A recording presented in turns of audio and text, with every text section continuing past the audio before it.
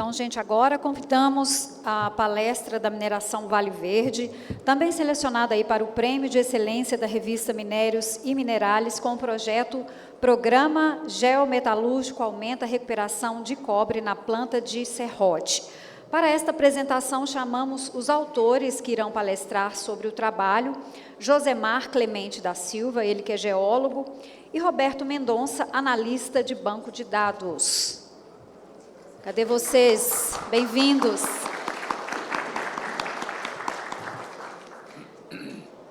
Lembrando que após a apresentação deles, a gente vai ter aí a oportunidade para vocês perguntarem, tá ok?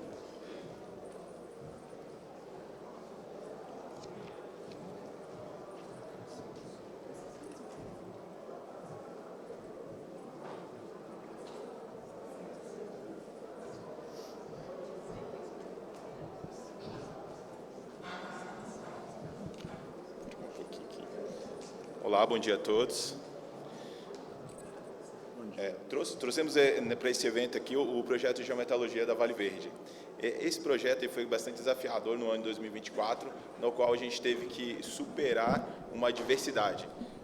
Nós vínhamos uma recuperação metalúrgica bem alta de 2021 até 2023, até o início de 2024, mas quando iniciamos a abertura de uma nova fase, a recuperação caiu. E o que fazer? Qual foi essa jornada para poder superar esse desafio? É isso que a gente vai discutir nessa apresentação. O projeto Serrote é um projeto de cobre no estado de Alagoas. Ele está localizado apenas a 2 horas da capital Maceió, no município de Craíbas. Ele pertence à Bain Não Ferros, adquirido este ano da Appian Capital Advisor. Este projeto ele teve início em 2020. Ele tem um life of mine de 12 anos. E produz cerca de 13 milhões de toneladas de movimentação total anual, 4,1 milhões de toneladas de alimentação na planta de beneficiamento e 96 mil toneladas de concentrado de cobre anual exportado e vendido aí para o mercado.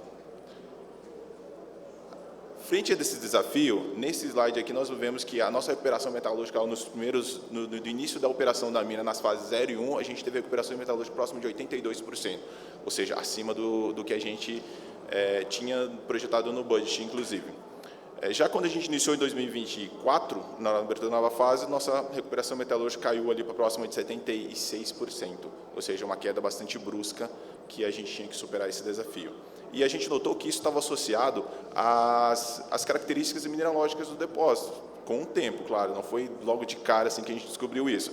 A priori, a gente fez vários testes em planta e não conseguíamos elevar essa recuperação. E em seguida a gente portou, vamos olhar para a mina, olhar para os diversos tipos, para os corpos de minério dentro da cava, para ver se a gente encontra essa diferença.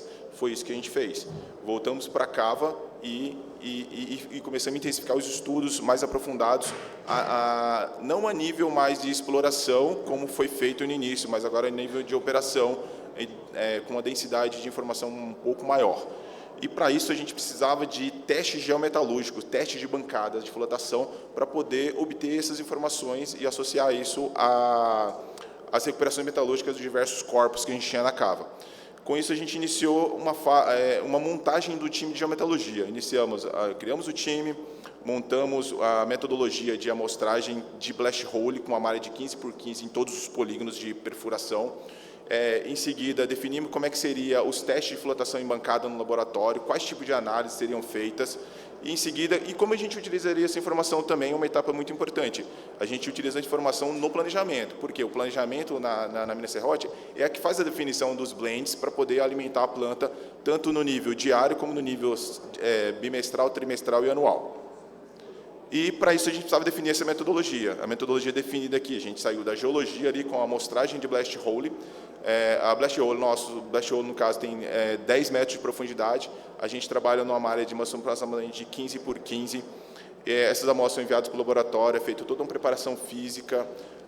Parte dessa amostra vai para a análise química completa do blast hole normal e parte dessa amostra, aproximadamente 15 quilos, vai para o laboratório de geometalurgia, onde é feito todos os testes necessários para a gente de caracterização, inclusive para a gente obter as recuperações metalúrgicas e as análises dos óxidos, que são também muito importantes para o nosso projeto. Em seguida, todo esse dado é validado e inserido no banco de dados. Hoje, a gente utiliza o Fusion e tudo isso é validado antes de inserir. Pós-validação, isso é exportado para o time de geologia, que é onde a gente começa a trabalhar com essas informações. E criamos também um modelo básico ainda para poder prever a recuperação metalúrgica nos próximos níveis. Vou mostrar isso mais à frente também. Fizemos também uma análise estatística bastante aprofundada também. Fizemos histogramas, análise de correlação entre os diversos elementos químicos que a gente utiliza, com os diversos pontos da cava. Fizemos análise utilizando recuperações metalúrgicas por faixas, como vocês podem ver nos gráficos aqui. E mais do lado direito ali também temos recuperações por domínios geológicos, que até então era geológico e viraram domínio geometalúrgico posteriormente.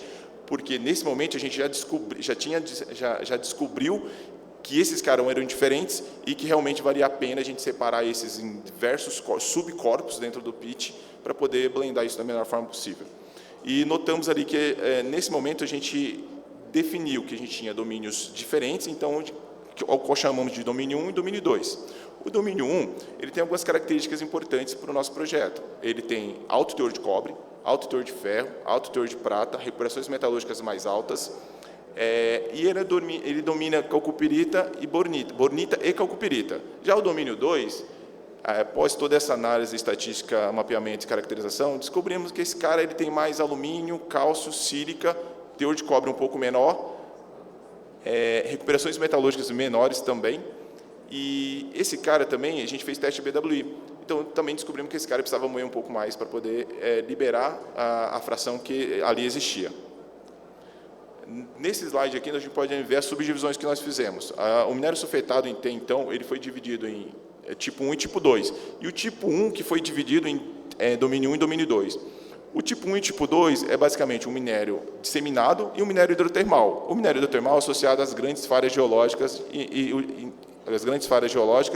esse pacote, esse envelope de alteração hidrotermal, como vocês podem ver nesse envelope cruzando o pit ali numa imagem tridimensional que está nesse slide. Notamos também em teste de bancada, com diversos testes que a gente pode ver num das figuras aí, a gente pode ver ali que a gente tem recuperações metalúrgicas do domínio 1, domínio 2, o tipo 2 e o domínio 2 sul, também bastante discrepantes entre si. Isso também nos mostrou que realmente esses caras são importantes mantê-los separados para futuros blends, porque isso realmente estava impactando na recuperação metalúrgica da planta naquele momento. Aqui temos a caracterização do tipo magmático e do remobilizado, que basicamente um é disseminado na matriz da rocha e o outro é remobilizado em veios e vênulas. Aqui nós fizemos uma análise, um modelo de blocos utilizando a informação de recuperação metalúrgica, utilizando o vizinho mais próximo, somente para a gente ver a tendência nos próximos níveis. Então, a gente estava trabalhando no nível 230, 220, 210, mas a gente precisava ver, será que quando eu avançar para o nível de baixo, a gente vai ter a mesma tendência? É isso que a gente queria descobrir, então a gente fez um modelo utilizando o vizinho mais próximo e continuamos intensificando as amostragens geometalúrgicas de blast hole nessas regiões. Em seguida, precisávamos descobrir uma coisa, mas qual o blend ideal? Já que a gente tem características diferentes entre esses materiais, mas qual esse blend que a gente precisava para alimentar a planta, para que a gente tivesse as recuperações altas novamente? Nesse caso aqui, nessa figura, a gente pode ver que temos ali o domínio 1 e o domínio 2 caracterizado, e embaixo ali temos as frações granométricas. Fizemos um teste granuloquímico. Nesse teste granuloquímico, a gente calculou as recuperações metalúrgicas por diversas faixas granométricas. E notamos que toda vez que a gente colocava o domínio 1 em faixas em P80 mais alto, próximo de 106 micron, tinha recuperações altas. Diminuía a granometria, continuava com recuperações altas, mas o domínio 2 não. Próximo de 106 micro, que era o padrão do projeto, recuperações baixas. Avançava mais um pouquinho, próximo de 70, 80, a recuperação começava a subir. Próximo de 53, a recuperação atingia 80% de recuperação. Ou seja, a gente precisava pegar o domínio 2 e moer mais. Então, foi isso que a gente fez. Pegamos o domínio 2, moemos mais. Mas qual que é o blend ideal nessa história toda aqui? A gente descobriu que o blend ideal era 80-20. Então, a gente precisava voltar para o planejamento de mina agora, falar o planejamento de mina, a gente tem esse material domínio 1, temos esse material domínio 2, e a gente precisa blendar 80-20 para poder manter a performance da planta estável. E foi isso que foi feito, e aí a gente conseguiu alcançar alguns resultados importantes. No metade do ano de 2024, a gente saiu ali próximo de 106 microns para 80 microns de moagem. A gente diminuiu um pouco o throughput para atingir essa granulometria, mas vocês podem ver no gráfico ali que a gente teve uma recuperação, aumento de recuperação metalúrgica. Isso fez com que a gente saísse do patamar ali próximo de 73 para quase 80% de recuperação no ano de 2024, ou seja, um acréscimo de quase 8% com essas ações que a gente já explicou. Aqui é um resumo do total. No primeiro parte, ali, no azul escuro, a gente pode ver que a gente trabalhou com o ano de até 2023 com recuperações muito altas. Entramos em 2024, a recuperação caiu levemente não, consideravelmente, e aí, em seguida a gente conseguiu subir a recuperação para próximo de 80%, utilizando a geometalurgia como uma ferramenta bastante importante para esse fim. E temos aqui a geometodologia para concluir. Então, a gente definiu o domínio geológico, definimos os blends necessários, definimos as ações que a gente tinha que fazer no processo para poder recuperar e aumentar essa recuperação. Então, a geometodologia, a partir daquele momento, passaria a ser full-time dentro da cava, dentro tanto do projeto inteiro, ou seja, não iria acabar mais por conta disso. Então, a geometodologia como ferramenta preditiva é muito importante, e a gente continua agora os estudos para o tipo 2 e para o domínio 2 sul. Então, esperamos ter avanços significativos também nessas áreas e para as outras fases da cava também. Em breve avançaremos para a fase 3 e 4, e também a gente não quer ter surpresa como a gente teve na fase 2. Então, a gente tem que adiantar esse processo e utilizar a geometodologia para isso. E é isso. Obrigado a todos.